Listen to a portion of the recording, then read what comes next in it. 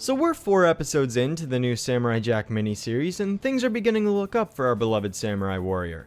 Up until this point, these episodes have been littered with violence and themes of dramatic morality, with only a few short instances of lighthearted jokes and character interaction here and there. Episode 95 goes out of its way to change that by emphasizing one concise plot rather than focusing on multiple events at once like the ones previous. Before now, each episode had either multiple events taking place side by side, or 2 different halves that split an episode into 2 parts. But this time, it's just one journey the entire way through. And I like that. It's always good to switch things up now and again because it prevents the formula from getting stale, so I welcome this episode structure with open arms. If you recall from the ending of the last episode, we left off with Jack defeating all of the daughters of Aku and falling off of a cliff to the snowy wasteland below. This episode picks right back up where that one left off, with Jack awakening from his descent to find one of the daughters all bloodied and beaten, evidently due to Jack punching her head a full 360 degrees around her shoulders, snapping her neck. This leads to another moment where Jack's conscience gets the better of him by personifying the crows to scream murder at him due to some remaining guilt he feels for killing the girls. It seems that even though Jack came to terms with taking their lives during the last episode, he's still placing some of the blame on himself despite giving them a choice to follow this path to their ultimate demise. And I'm not sure if this was intentional or not, but I applaud the cleverness of the crows being the creature chosen to scream murder at Jack, considering that's what they're technically called. It's a nice touch. Ashi shows up on the scene shortly afterwards, just as everyone predicted she would, and after a short confrontation, the 2 of them get swallowed up by a massive alien whale. The rest of the episode takes place inside the bowels of this gigantic creature, in which the 2 of them attempt to find a way of escape.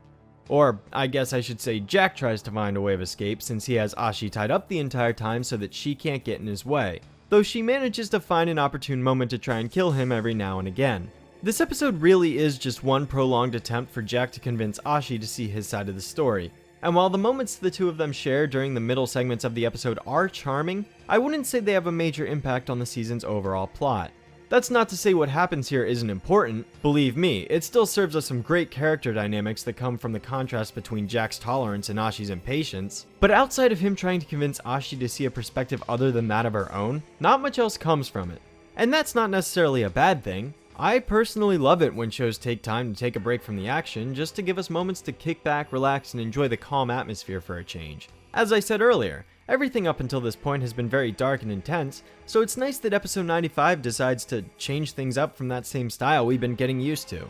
Samurai Jack still has its charming moments, even in the most dire of situations, and I feel episode 95 really reflects that.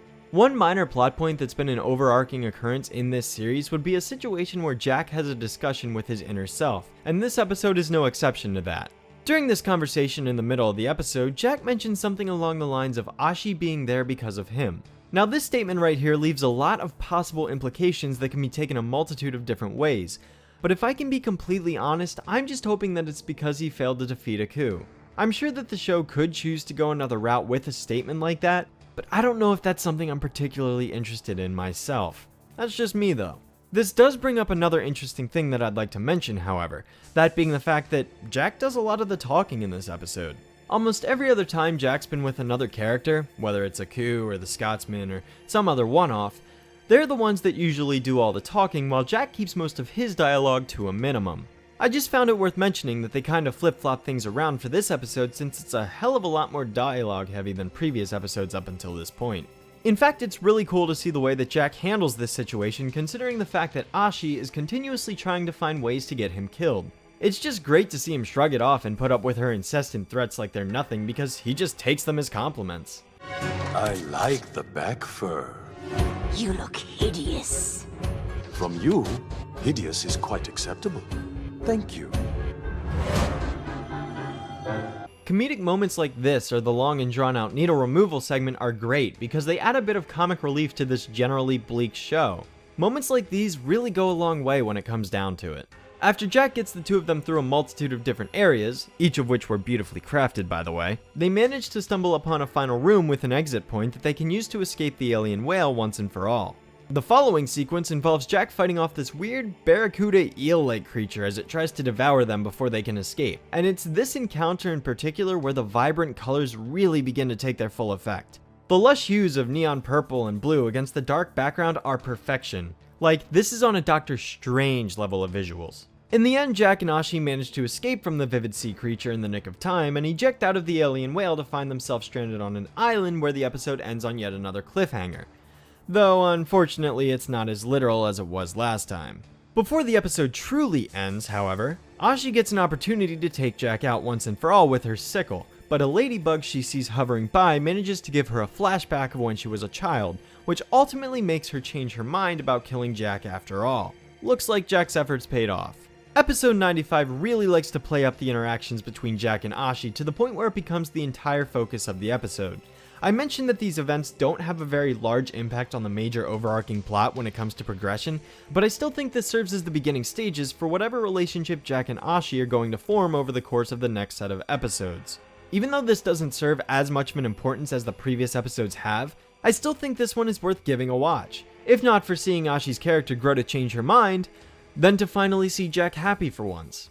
No, really. This is the first time we've seen genuine happiness from him in the entire season so far because all of the events leading up to this have been grim and remorseful. I'm not saying that's a bad thing because I enjoy the more mature tone as much as the next guy, but considering all of the shit that Jack has had to deal with up to this point, he honestly deserves some moments of peace. After all the pain that the daughters caused him and the constant running from his problems, it's just really nice to see him taking it easy and enjoying himself for once. But with that said, another episode is come and gone, and the next is already looking to be a good one if that cameo in the teaser is any indication. Let me know what you all thought of episode 95 in the comments below, and feel free to leave your predictions for the next episode as well. As for mine, well, they're totally gonna smash. Watch out.